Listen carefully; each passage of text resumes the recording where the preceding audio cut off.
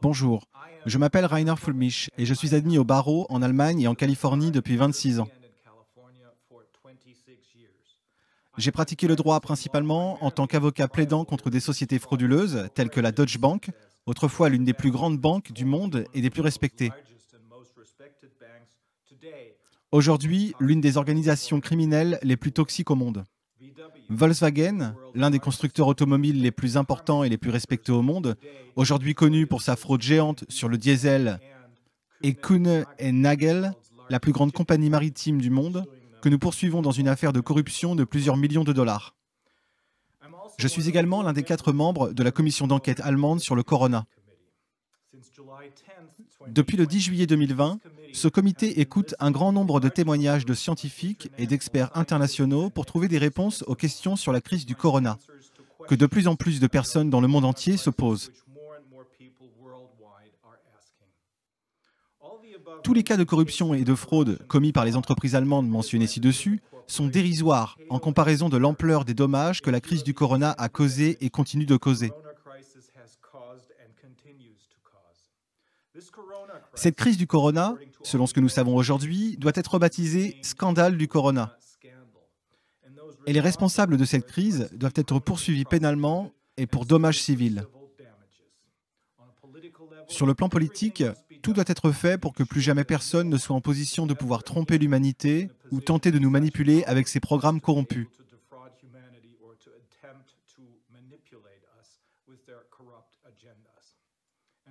Et c'est pour ces raisons que je vais maintenant vous expliquer comment et où un réseau international d'avocats plaidera la plus grande affaire de délit civil de tous les temps, le scandale de la fraude Corona, qui s'est entre-temps transformé en probablement le plus grand crime contre l'humanité jamais commis.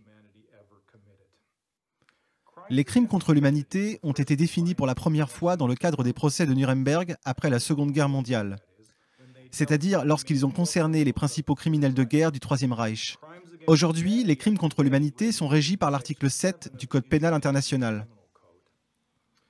Les 3 grandes questions auxquelles il faut répondre dans le cadre d'une approche judiciaire du scandale du corona sont les suivantes. Petit 1. Y a-t-il une pandémie de corona ou seulement une pandémie de tests PCR? Plus précisément, un résultat positif au test PCR signifie-t-il que la personne testée est infectée par le Covid-19 ou cela ne signifie-t-il absolument rien en rapport avec l'infection par le Covid-19? Petit 2. Les mesures dites anti-corona, telles que le confinement, les masques faciaux obligatoires, la distanciation sociale et les règlements de quarantaine, servent-ils à protéger la population mondiale contre le corona? Ou ces mesures ne servent-elles qu'à faire paniquer les gens pour qu'ils croient, sans se poser de questions, que leur vie est en danger, afin qu'en fin de compte, les industries pharmaceutiques et technologiques puissent générer d'énormes profits grâce à la vente des tests PCR, tests antigènes et anticorps et vaccins, ainsi qu'à la récolte de nos empreintes digitales génétiques. Et 3. Est-il vrai que le gouvernement allemand a fait l'objet d'un lobbying massif? Plus que tout autre pays.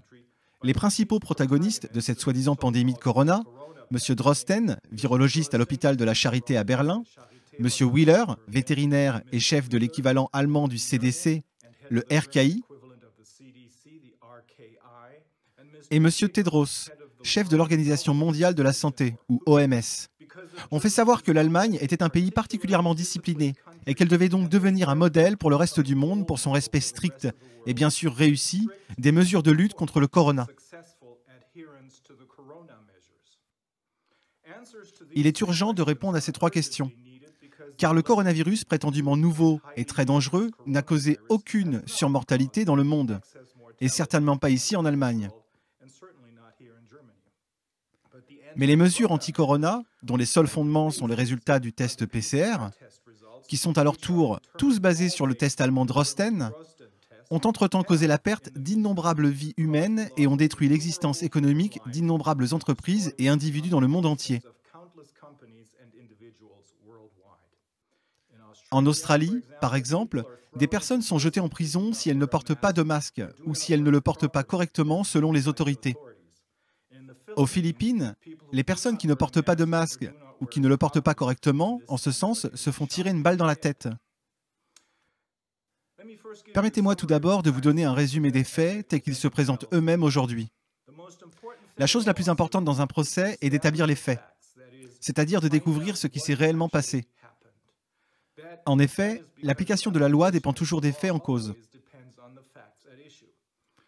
Si je veux poursuivre quelqu'un pour fraude, je ne peux pas le faire en présentant les faits d'un accident de voiture. Donc, que s'est-il passé ici, en ce qui concerne la prétendue pandémie de Corona? Les faits exposés ci-dessous sont dans une large mesure le résultat du travail de la commission d'enquête sur le Corona. Ce comité a été fondé le 10 juillet par 4 avocats afin de déterminer par l'audition de témoignages de scientifiques internationaux et d'autres experts que, petit 1, quel est le danger réel du virus? 2, quelle est la signification d'un test PCR positif? Et 3, quels dommages collatéraux ont été causés par les mesures relatives au corona, tant en ce qui concerne la santé de la population mondiale que l'économie mondiale? Permettez-moi de commencer par une mise en contexte, un peu d'informations de base. Ce qui s'est passé en mai 2019, puis au début de 2020, et ce qui s'est passé 12 ans plus tôt avec la grippe porcine, que beaucoup d'entre vous ont peut-être oublié.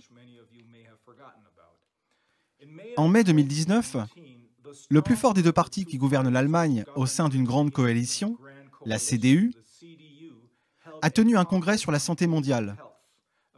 Apparemment à la demande d'importants acteurs de l'industrie pharmaceutique et de l'industrie technologique.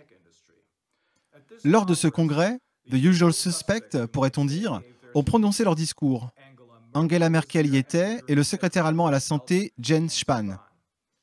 Mais d'autres personnes, auxquelles on ne s'attendait pas forcément à ce qu'ils assistent à un tel rassemblement, étaient également présents.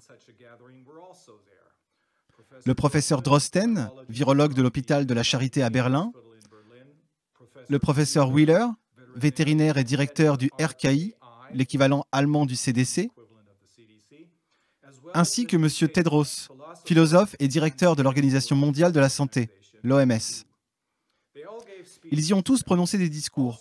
Les principaux lobbyistes des deux plus grands fonds de santé du monde, à savoir la fondation Bill et Melinda Gates et le Wellcome Trust, étaient également présents et ont prononcé des discours. Moins d'un an plus tard, ces mêmes personnes ont pris les devants dans la proclamation de la pandémie mondiale de Corona. Ils ont fait en sorte que des tests PCR de masse soient utilisés pour prouver les infections massives au Covid-19 dans le monde entier et font maintenant pression pour que des vaccins soient inventés et vendus dans le monde entier. Ces infections, ou plutôt les résultats positifs des tests PCR, sont à leur tour devenus la justification du confinement mondial, de la distanciation sociale et des masques faciaux obligatoires. Il est important de noter à ce stade que la définition d'une pandémie a été modifiée 12 ans plus tôt. Jusqu'alors, une pandémie était considérée comme une maladie qui se propageait dans le monde entier et qui entraînait de nombreuses maladies graves et des décès.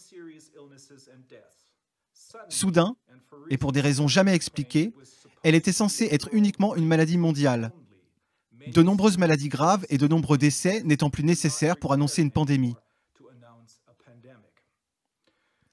Grâce à ce changement, l'OMS, qui est étroitement liée à l'industrie pharmaceutique mondiale, a pu déclarer la pandémie de grippe porcine en 2009, avec pour résultat que des vaccins ont été produits et vendus dans le monde entier sur la base de contrats qui ont été tenus secrets jusqu'à aujourd'hui.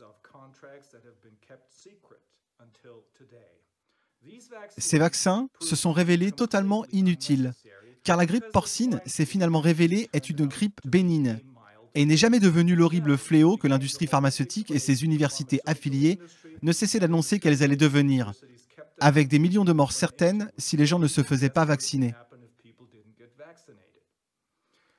Ces vaccins ont également entraîné de graves problèmes de santé.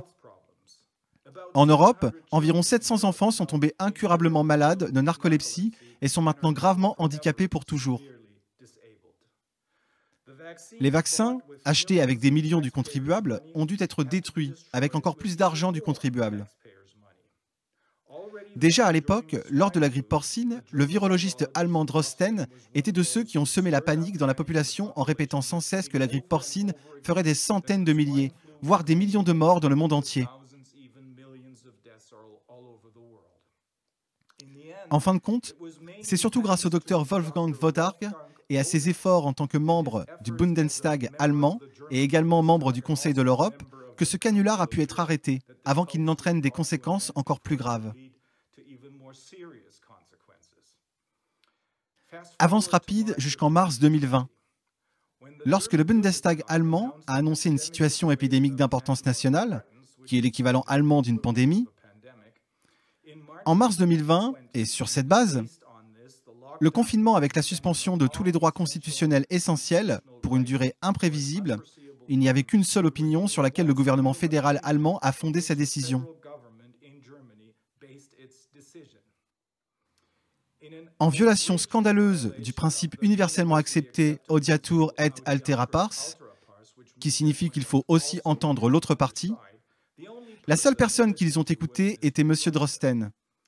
C'est précisément cette personne dont le pronostic affreux, source de panique, s'était révélé catastrophiquement faux 12 ans plus tôt.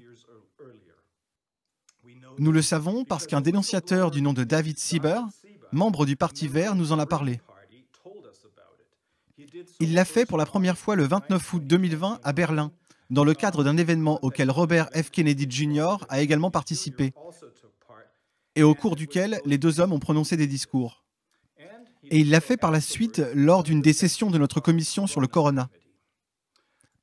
La raison pour laquelle il l'a fait, c'est qu'il était devenu de plus en plus sceptique quant aux récits officiels propagés par les politiciens et les grands médias. Il avait donc entrepris de s'informer des opinions d'autres scientifiques et les avait trouvées sur Internet.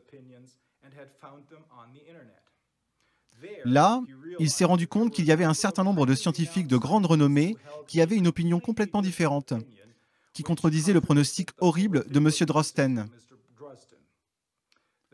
Il supposait, et suppose toujours, qu'il n'y avait pas de maladie dépassant la gravité de la grippe saisonnière, que la population avait déjà acquis une immunité croisée ou des cellules T contre ce prétendu nouveau virus, et qu'il n'y avait donc aucune raison de prendre des mesures spéciales, et certainement pas des vaccinations. Parmi ces scientifiques figure le professeur John Ioannidis de l'Université de Stanford en Californie, spécialiste des statistiques et de l'épidémiologie, ainsi que de la santé publique, et en même temps les scientifiques les plus cités dans le monde.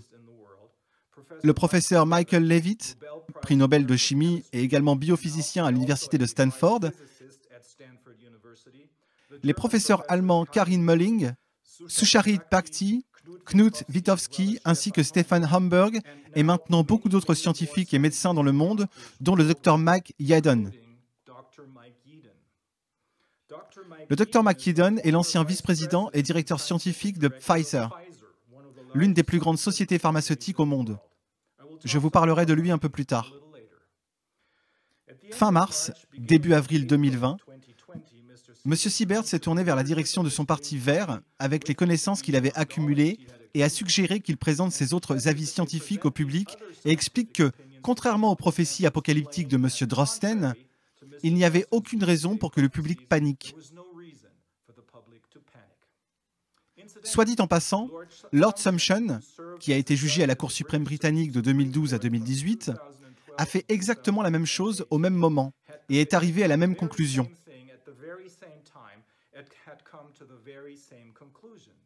Il n'y a aucune raison factuelle de paniquer et aucune base juridique pour les mesures prises liées au corona. De même, l'ancien président de la Cour constitutionnelle fédérale allemande a exprimé, bien que plus prudemment, de sérieux doutes quant à la constitutionnalité des mesures liées au corona. Mais au lieu de prendre note de ces autres opinions et d'en discuter avec David Siebert, la direction du Parti vert a déclaré que les messages de panique de M. Drosten étaient suffisants pour le Parti vert. N'oubliez pas qu'ils ne sont pas membres de la coalition au pouvoir, ils sont dans l'opposition. Mais pourtant, cela leur a suffi. Tout comme cela avait été suffisant pour le gouvernement fédéral comme base de sa décision de confinement, ont-ils dit. Par la suite, la direction du Parti vert a traité David Siebert de théoricien du complot, sans jamais avoir pris en compte le contenu de ces informations et l'a ensuite dépouillé de ses mandats.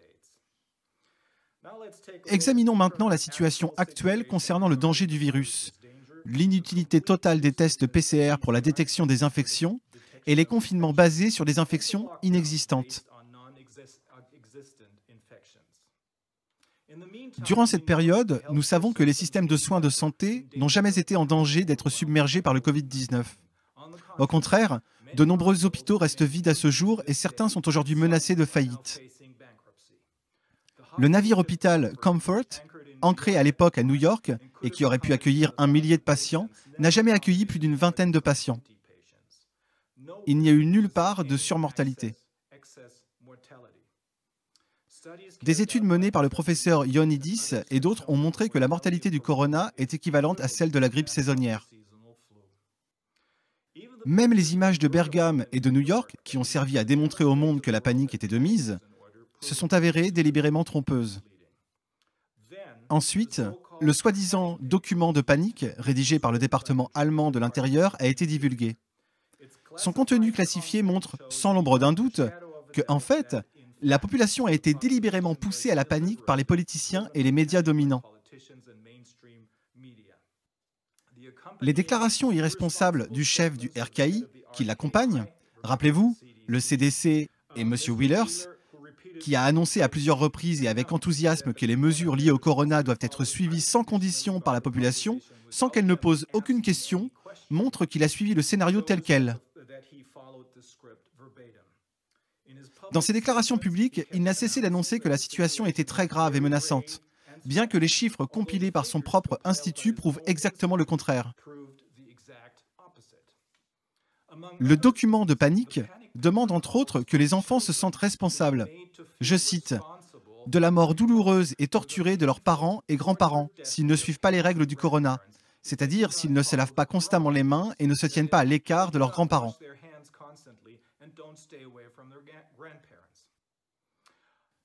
Un mot de clarification. À Bergame, la grande majorité des décès, 94% pour être exact, se sont avérés être le résultat non pas du Covid-19, mais plutôt la conséquence de la décision du gouvernement de transférer les patients malades, probablement atteints du rhume ou de la grippe saisonnière, des hôpitaux vers les maisons de repos, afin de faire de la place dans les hôpitaux pour tous les patients atteints de Covid qui ne sont finalement jamais arrivés. Là, dans les maisons de retraite, ils ont ensuite infecté des personnes âgées dont le système immunitaire était gravement affaibli, généralement en raison de problèmes médicaux préexistants. En outre, un vaccin contre la grippe qui avait été administré auparavant avait encore affaibli le système immunitaire des personnes vivant dans les maisons de retraite. À New York, seuls certains hôpitaux, mais de loin pas tous, ont été débordés. De nombreuses personnes, dont la plupart étaient à nouveau âgées et avaient de graves problèmes de santé préexistants, dont la plupart seraient restées à la maison pour se rétablir si elles n'avaient pas été prises de panique, se sont précipitées vers les hôpitaux. Là, beaucoup d'entre elles ont été victimes d'infections liées aux soins de santé ou d'infections nosocomiales d'une part, et d'incidents liés à des fautes professionnelles d'autre part. Par exemple, en étant mis sous respirateur plutôt qu'en recevant de l'oxygène par le biais d'un masque à oxygène, encore une fois, pour clarifier les choses, Covid-19, c'est l'état actuel des choses, est une maladie dangereuse, tout comme la grippe saisonnière est une maladie dangereuse, et bien sûr, le Covid-19, tout comme la grippe saisonnière, peut parfois prendre un aspect clinique grave et peut parfois tuer des patients.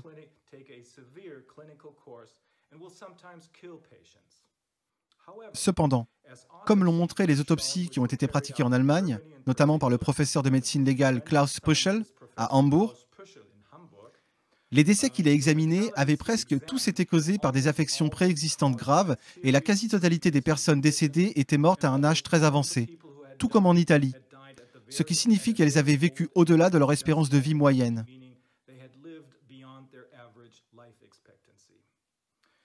Dans ce contexte, il convient également de mentionner ce qui suit. Le RKI allemand, qui de nouveau est l'équivalent du CDC, avait initialement, assez curieusement, recommandé de ne pas pratiquer d'autopsie et il existe de nombreux rapports crédibles selon lesquels des médecins et des hôpitaux du monde entier ont été payés pour avoir déclaré une personne décédée comme étant victime du Covid-19 plutôt que d'inscrire la véritable cause du décès sur le certificat de décès.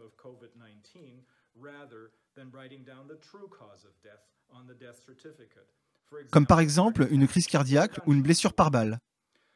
Sans les autopsies, nous n'aurions jamais su que l'écrasante majorité des victimes présumées du Covid-19 étaient mortes de maladies complètement différentes, mais pas du Covid-19.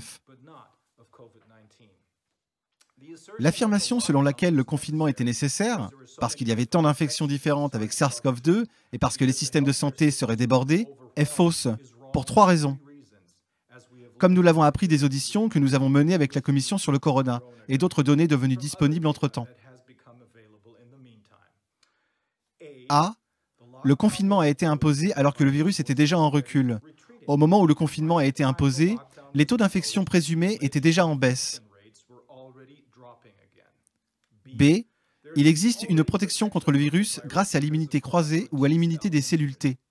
Outre le confinement imposé alors que le taux d'infection était déjà en baisse mentionné ci-dessus, il existe également une immunité croisée ou une immunité des cellules T dans la population générale contre les virus corona contenus dans chaque vague de grippe ou influenza.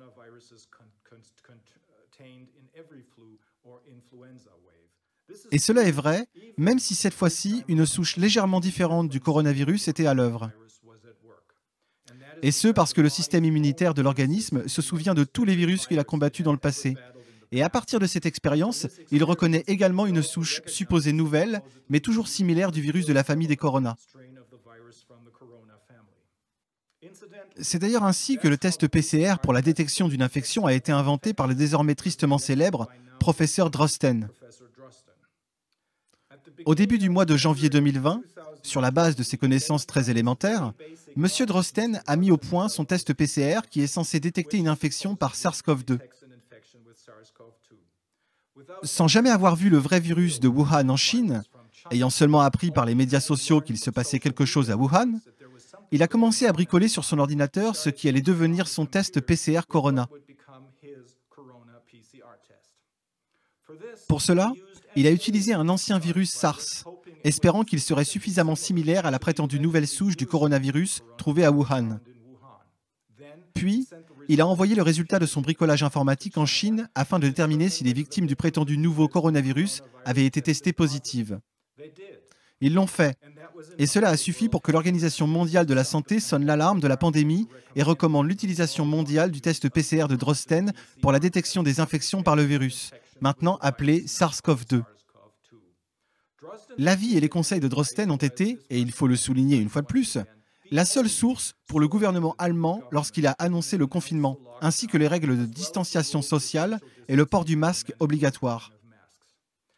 Et il faut également souligner, une fois de plus, que l'Allemagne est apparemment devenue le centre d'un lobbying particulièrement massif de l'industrie pharmaceutique et technologique, car le monde, en référence aux Allemands prétendument disciplinés, devait faire comme les Allemands afin de survivre à la pandémie. C. Et c'est la partie la plus importante de notre enquête. Le test PCR est utilisé sur la base de fausses déclarations et non sur la base de faits scientifiques concernant les infections. Dans l'intervalle, nous avons appris que ces tests PCR, contrairement aux affirmations de M. Drosten et de M. Wheeler et de l'OMS, ne donnent aucune indication d'une infection par un virus quelconque, et encore moins d'une infection par SARS-CoV-2. Il convient de noter que non seulement les tests PCR ne sont expressément pas approuvés à des fins de diagnostic, comme cela a été correctement indiqué sur les brochures accompagnant ces tests, et comme l'a souligné à plusieurs reprises l'inventeur du test PCR, Karim Mullis. Au contraire, ils sont tout simplement incapables de diagnostiquer une quelconque maladie. Contrairement aux affirmations de Drosten, Wheeler et de l'OMS, qu'ils font depuis la proclamation de la pandémie. Un résultat positif au test PCR ne signifie pas qu'une infection est présente. Si une personne est testée positive, cela ne signifie pas qu'elle est infectée par quoi que ce soit, et encore moins par le virus SARS-CoV-2 qui est contagieux. Même le CDC des États-Unis, même cette institution dit, est d'accord avec ça, et je cite directement la page 38 d'une de ses publications sur le coronavirus et les tests PCR, datée du 13 juillet 2020.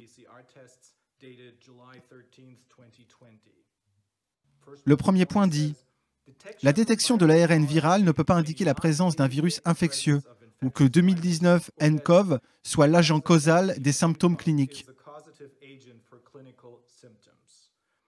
Le deuxième point indique ceci. La performance de ce test n'a pas été établie pour le suivi de traitement de l'infection à 2019 nCoV. Le troisième point dit « Ce test ne peut pas exclure les maladies causées par d'autres pathogènes bactériens ou viraux. » On ne sait toujours pas si le virus de Wuhan a été isolé de manière scientifiquement correcte, de sorte que personne ne sait exactement ce que nous recherchons lorsque nous effectuons des tests. D'autant plus que ce virus, tout comme le virus de la grippe, mute rapidement. Les échanges des PCR prennent une ou deux séquences d'une molécule qui sont invisibles à l'œil humain et doivent donc être amplifiées en plusieurs cycles pour la rendre visible.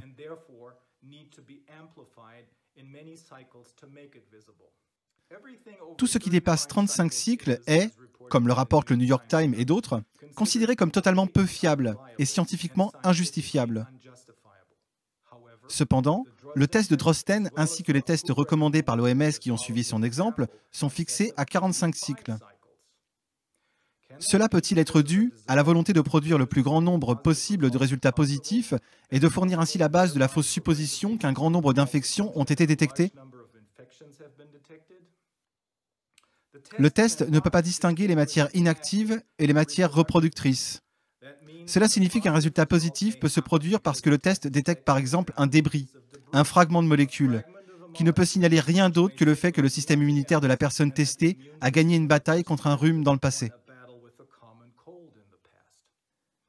Même Drosten lui-même a déclaré dans une interview accordée à un magazine économique allemand en 2014, à l'époque concernant la prétendue détection d'une infection par un virus SARM, prétendument à l'aide du test PCR, que ces tests PCR sont si sensibles que même des personnes très saines et non infectieuses peuvent être testées positives. À ce moment-là, il a également pris conscience du rôle puissant des médias qui sèment la panique et la peur, comme vous le verrez à la fin de la citation suivante. Il a dit alors dans cette interview, je cite, « Si par exemple, un tel agent pathogène se répand sur la muqueuse nasale d'une infirmière pendant un jour ou deux sans qu'elle ne tombe malade ou ne remarque rien, alors elle est soudainement un cas SARM. Cela pourrait également impliquer l'explosion du nombre de cas en Arabie Saoudite. De plus, les médias de ce pays en ont fait une incroyable sensation. » Fin de citation. A-t-il oublié cela ou le cache-t-il délibérément dans le contexte du corona? Parce que le corona est une opportunité commerciale très lucrative pour l'industrie pharmaceutique dans son ensemble et pour M. Alford Lunt, co-auteur de nombreuses études et également producteur de tests PCR. À mon avis, il est tout à fait improbable qu'il ait oublié en 2020 ce qu'il savait des tests PCR alors qu'il l'a dit au magazine économique en 2014. En bref, ce test ne peut détecter aucune infection, contrairement à toutes les fausses affirmations selon lesquelles il le pourrait. Une infection dite chaude, nécessite que le virus, ou plutôt un fragment de molécule, qui peut être un virus, ne se trouve pas seulement quelque part, par exemple dans la gorge d'une personne, sans causer de dommages. Ce serait une infection froide. Par contre, une infection chaude, qui nécessite que le virus pénètre dans les cellules, s'y reproduise et provoque des symptômes, tels que des maux de tête ou de gorge, ce n'est qu'à ce moment-là qu'une personne est réellement infectée dans le sens d'une infection chaude. Car ce n'est qu'à ce moment-là qu'une personne est contagieuse, c'est-à-dire capable d'infecter d'autres personnes. Jusque-là, elle est totalement inoffensive, tant pour l'hôte que pour toutes les autres personnes avec lesquelles elle entre en contact. Une fois de plus, cela signifie que des résultats de tests positifs, contrairement à toutes les autres affirmations de Drosten, Wheeler ou de l'OMS, ne signifient rien en ce qui concerne les infections. Et ça, même le CDC le sait, comme cité plus haut. Entre-temps, un certain nombre de scientifiques très respectés dans le monde entier supposent qu'il n'y a jamais eu de pandémie de corona, mais seulement une pandémie de tests PCR. C'est la conclusion à laquelle sont parvenus de nombreux scientifiques allemands tels que les professeurs Pachty, Reiss, Milling, Ockert, Wallach et bien d'autres, dont le professeur John Ioannidis, mentionné ci-dessus, et le professeur Michael Levitt de l'université de Stanford, lauréat du prix Nobel.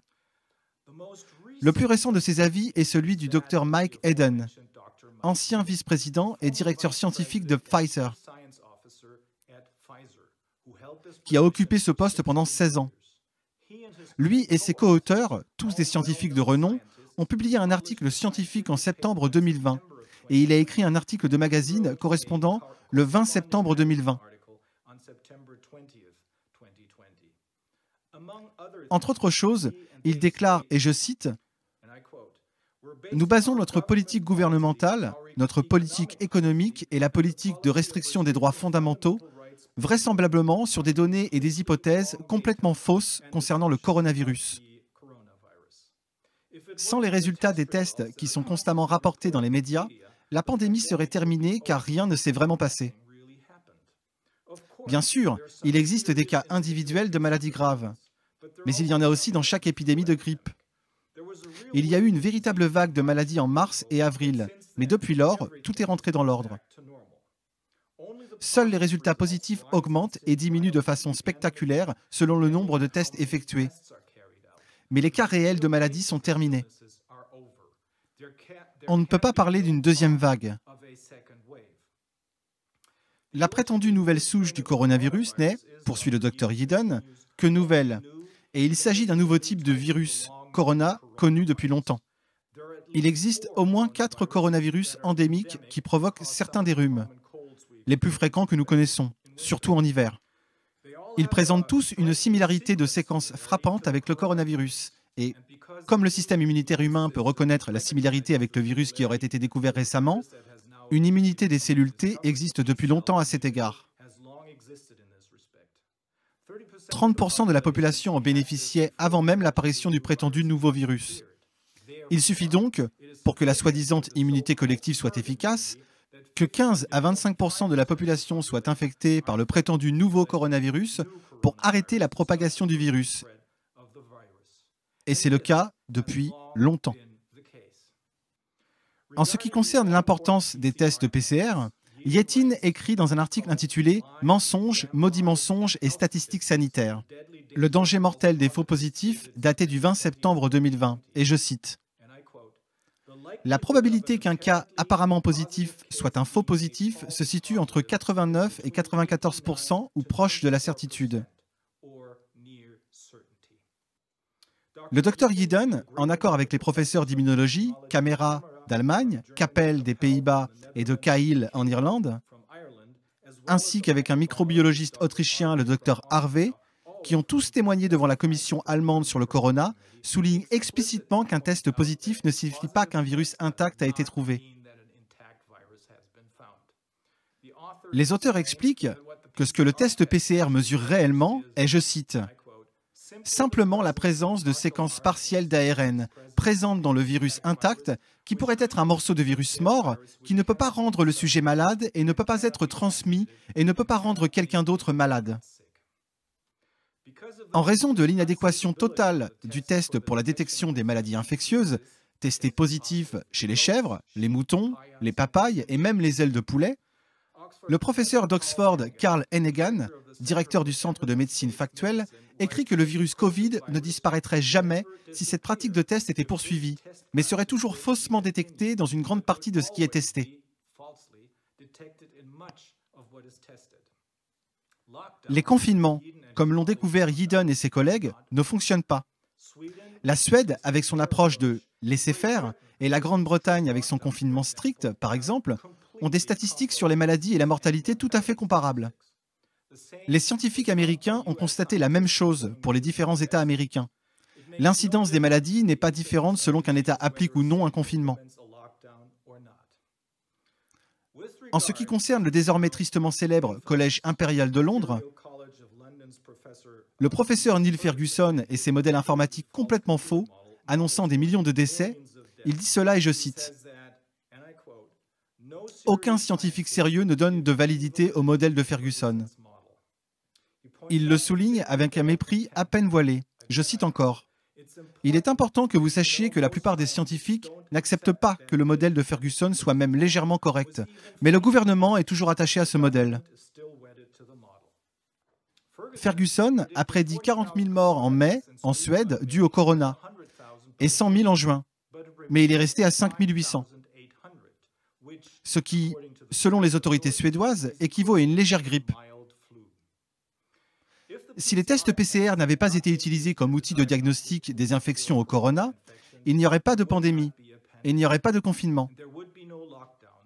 Mais tout aurait été perçu comme une simple vague moyenne ou légère de grippe, concluent ces scientifiques.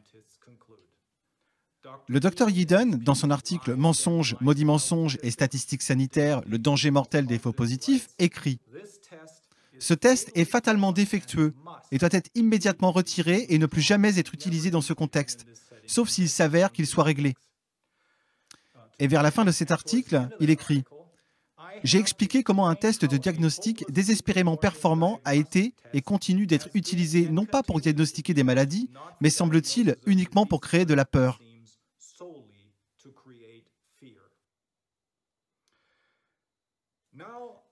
Examinons à présent la situation actuelle concernant les graves dégâts causés par le confinement et les autres mesures. Un autre document détaillé, rédigé par un fonctionnaire allemand du département de l'Intérieur, responsable de l'évaluation des risques et de la protection de la population contre les risques, a récemment fait l'objet d'une fuite. Il est maintenant appelé le document de fausse alerte. Ce document arrive à la conclusion qu'il y avait et qu'il n'y a pas de preuves suffisantes de risques sanitaires graves pour la population, comme le prétendent Drosten, Wheeler et l'OMS. Mais, dit l'auteur, il existe de nombreuses preuves que les mesures liées au corona causent des dommages sanitaires et économiques gigantesques à la population, qu'il décrit ensuite en détail dans ce document. Cela, conclut-il, entraînera des demandes de dommages et intérêts très élevés dont le gouvernement sera tenu responsable. Cela est maintenant devenu une réalité, mais l'auteur du document a été, en revanche, suspendu. Davantage de scientifiques, mais aussi de juristes, reconnaissent que du fait de la panique délibérée et des mesures liées au corona rendues possibles par cette panique, la démocratie risque fort d'être remplacée par des modèles totalitaires fascistes.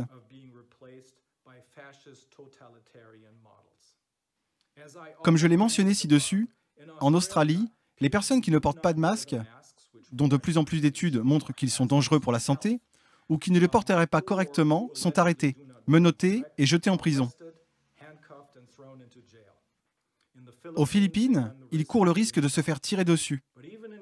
Mais même en Allemagne et dans d'autres pays anciennement civilisés, les enfants sont enlevés à leurs parents s'ils ne respectent pas les règlements de quarantaine, les règlements de distance et les règles de port du masque.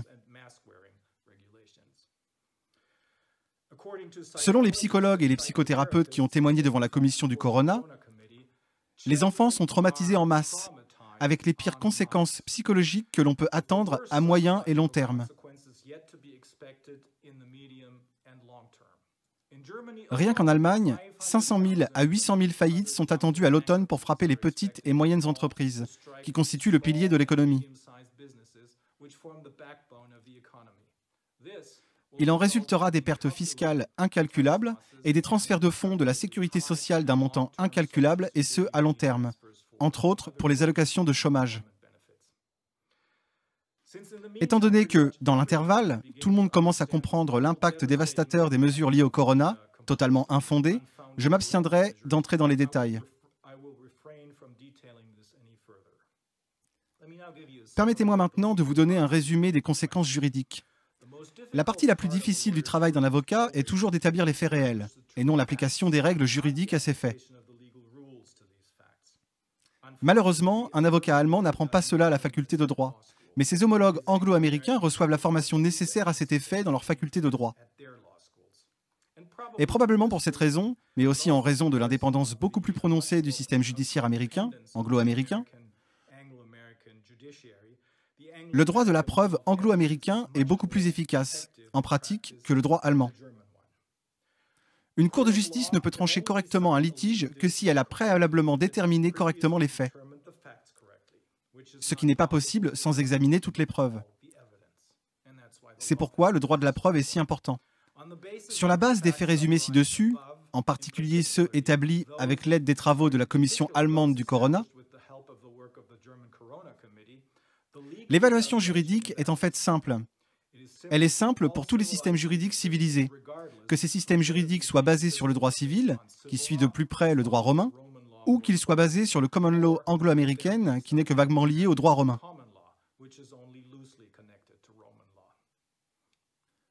Examinons d'abord l'inconstitutionnalité des mesures. Un certain nombre de professeurs de droit allemand, dont les professeurs King-Green, Mersvik, Youngblood et Foscaro, ont déclaré soit dans des avis d'experts écrits, soit lors d'entretiens, conformément aux doutes sérieux exprimés par l'ancien président de la Cour constitutionnelle fédérale quant à la constitutionnalité des mesures de Corona, que ces mesures, les mesures liées au Corona, sont sans fondement factuel suffisant et également sans fondement juridique suffisant et sont donc inconstitutionnelles et doivent être abrogées immédiatement.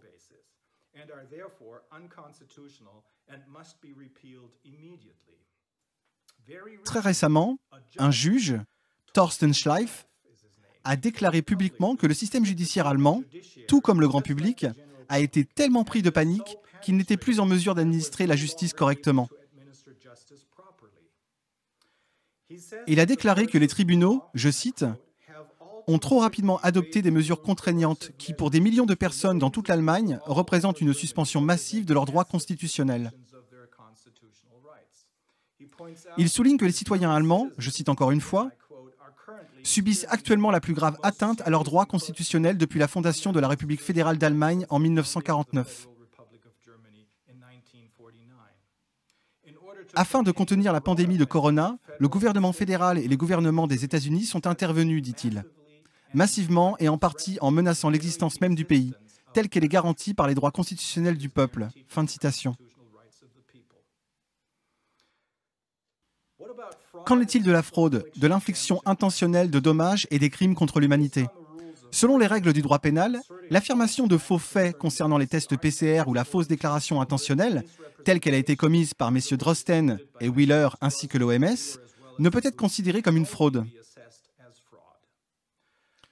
Selon les règles de droit de la responsabilité civile, cela se traduit par l'infliction intentionnelle de dommages.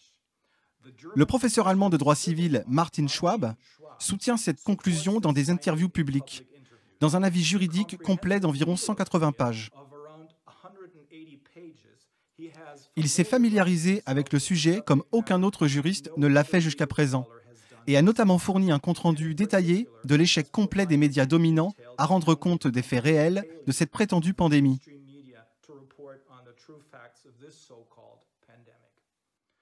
Messieurs Drosten, Wheeler et Tedros de l'OMS savaient tout, grâce à leur propre expertise ou à celle de leurs institutions, que les tests PCR ne peuvent fournir aucune information sur les infections, mais ils ont affirmé à maintes reprises au grand public qu'ils le pouvaient, avec leurs homologues partout dans le monde le répétant.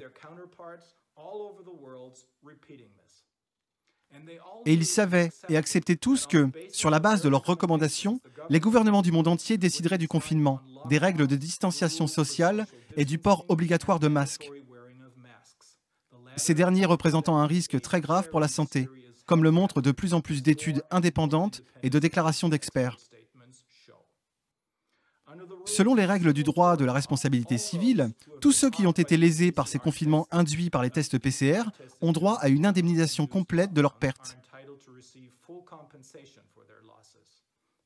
Il existe notamment un devoir de compensation, c'est-à-dire une obligation de verser des dommages et intérêts pour le manque à gagner subi par les entreprises et les travailleurs indépendants en raison du confinement et d'autres mesures.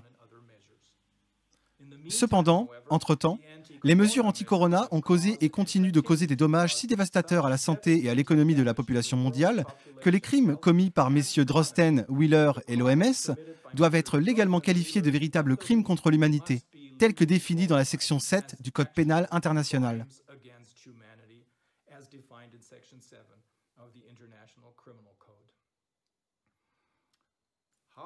Comment pouvons-nous faire quelque chose? Que pouvons-nous faire? Eh bien, le recours collectif est la meilleure voie vers des dommages compensatoires et des conséquences politiques. Le recours collectif est basé sur le droit anglais et existe aujourd'hui aux États-Unis et au Canada. Elle permet à un tribunal d'autoriser une plainte pour dommages et intérêts à être jugée comme un recours collectif à la demande d'un demandeur. Si, petit 1, si un événement causant un dommage à un grand nombre de personnes subit le même type de dommage. En d'autres termes, un juge peut autoriser une action collective si des questions communes de droit et de fait constituent l'élément essentiel de l'action.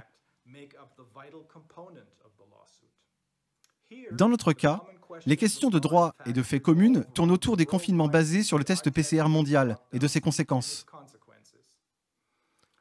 Tout comme les voitures particulières Volkswagen Diesel étaient des produits fonctionnels, mais ils étaient défectueux en raison d'un dispositif dit de mise en échec, parce qu'ils ne respectaient pas les normes d'émission. Les tests PCR, qui sont des produits parfaitement bons dans d'autres contextes, sont également des produits défectueux lorsqu'il s'agit de diagnostiquer des infections. Maintenant, si une société américaine ou canadienne, ou un particulier américain ou canadien décide de poursuivre ces personnes aux États-Unis ou au Canada pour obtenir des dommages et intérêts, le tribunal appelé à résoudre ce litige peut, sur demande, autoriser que cette plainte soit jugée comme une action collective.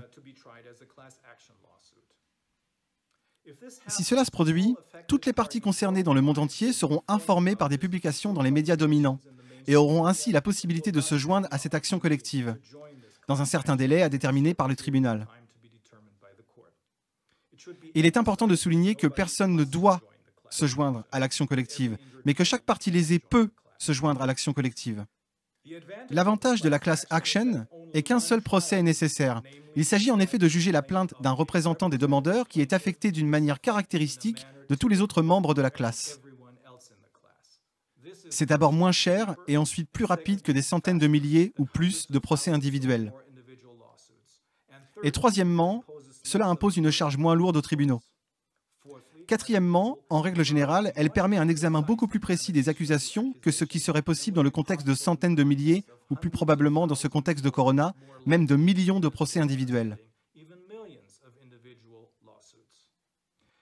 En particulier, le droit de la preuve anglo-américain, bien établi et éprouvé, avec sa pre-trial discovery, est applicable. Cela exige que toutes les preuves pertinentes pour la détermination du procès soient mises sur la table.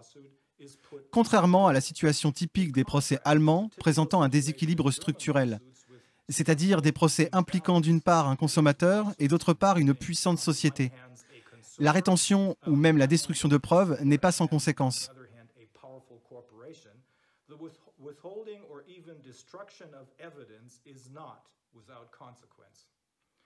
Au contraire, la partie qui retient ou même détruit des preuves perd l'affaire, selon ces règles relatives aux preuves. Ici, en Allemagne, un groupe d'avocats spécialisés dans la responsabilité civile s'est réuni pour aider ses clients à recouvrer des dommages et intérêts. Ils ont fourni toutes les informations et formulaires nécessaires aux demandeurs allemands pour leur permettre d'estimer le montant des dommages qu'ils ont subis et de rejoindre le groupe ou la classe de demandeurs qui se joindra plus tard à l'action collective lorsqu'elle sera engagée, soit au Canada ou aux États-Unis. Au départ, ce groupe d'avocats a considéré également le recueil et la gestion des témoignages pour les dommages des plaintifs non allemands. Mais cela a été prouvé ingérable. Cependant, grâce à un réseau international d'avocats qui s'élargit de jour en jour, le groupe d'avocats allemands fournit gratuitement à tous leurs collègues des autres pays toutes les informations pertinentes, y compris les avis d'experts et les témoignages d'experts, montrant que les tests PCR ne peuvent pas détecter les infections.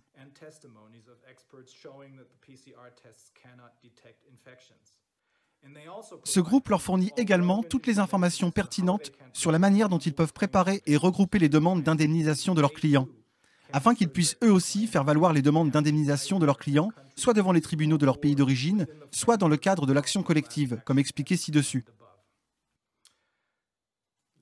Ces faits scandaleux, relatifs au Corona, recueillis pour la plupart par la commission du Corona et résumés ci-dessus, sont les mêmes faits qui seront bientôt prouvés, soit dans un tribunal, soit dans de nombreux tribunaux du monde entier.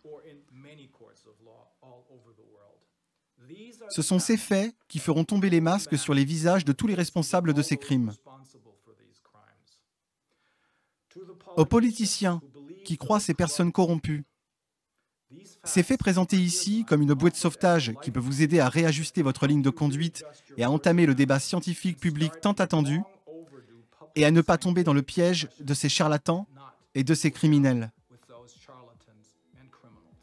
Je vous remercie. C'était un gros morceau, mais tellement important.